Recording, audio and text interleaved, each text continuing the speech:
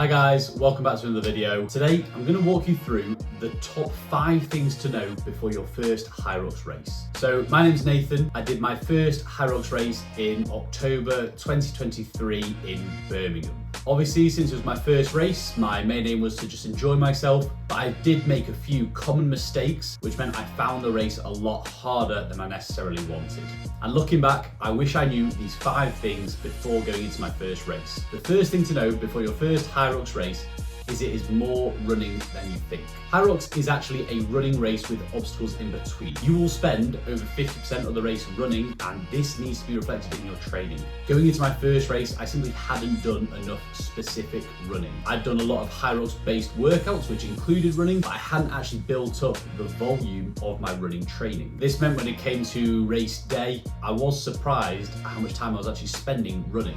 Over the course of your training week, you want to include a mixture of runs. These will include easy runs, tempo runs, and interval runs. All of these 3 types of running are basically just going to improve your efficiency as a runner, improve your skill as a runner, and improve your ability to run on fatigued legs. My second tip is to master the transitions and know the course layout.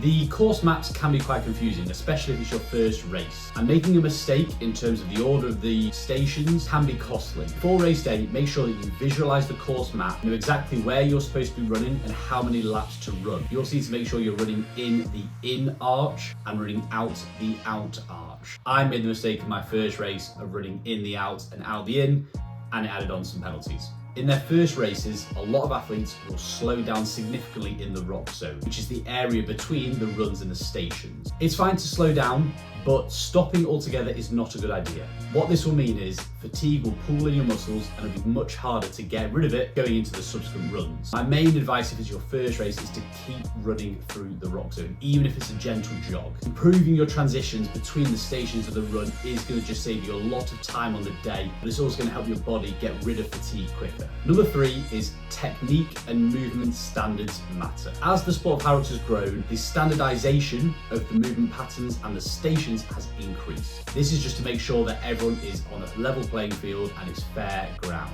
But as a result, you need to know the movement standards in order to not receive a penalty. Just to talk you through a few common ones. On the burpee broad jumps, your hands aren't allowed to go any further than 30 centimeters past your feet. Therefore, where your feet land, your hands need to pretty much come down straight in front of them. You also can't take off with staggered feet. Your feet must be parallel on the jump.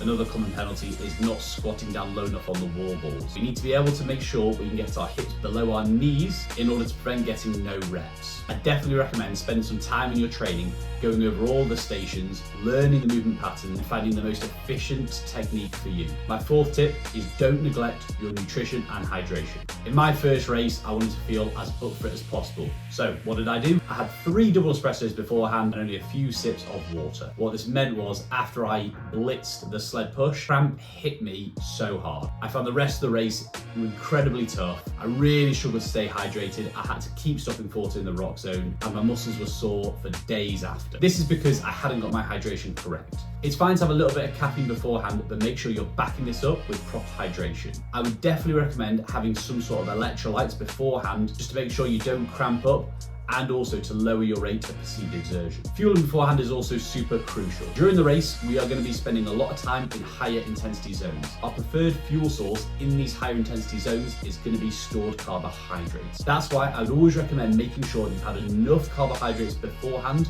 and potentially the night before the race, just to fill up your glycogen stores to make sure you've got enough energy on the day.